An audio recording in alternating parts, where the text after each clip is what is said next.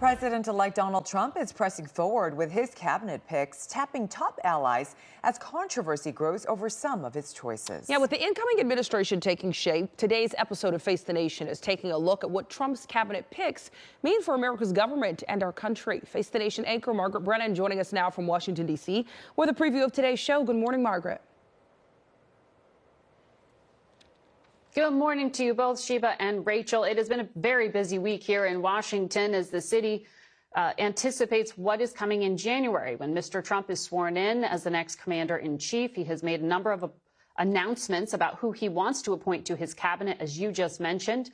We'll talk about them and what it could mean for you. We have Congressman French Hill, Republican from Arkansas, joining us. He served alongside Matt Gaetz, the now former Florida congressman who may become the next attorney general. Is it material as to whether he actually did have sex with a minor and the ethics complaints against him? Should they be made public? Is that important for the next top law enforcement officer in the country? These are the kind of things that Congress members are talking about as they have to decide whether to place a vote to confirm him. Congressman Jim Himes, a Democrat from Connecticut, is the ranking member of the Intelligence Committee. We will ask him about his former colleague, Tulsi Gabbard, who is now Mr. Trump's selectee to run 18 different intelligence agencies as the director of national intelligence. She doesn't have any experience in this area, but is it necessary?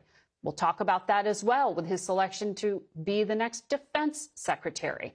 Governor Andy Beshear will join us. He's a Democrat running a very red state, Kentucky. We will talk to him about what his constituents anticipate is coming that will improve their lives and what could be impacted in terms of the programs that Mr. Trump has vowed to eliminate. Will they hurt jobs or help them in his state?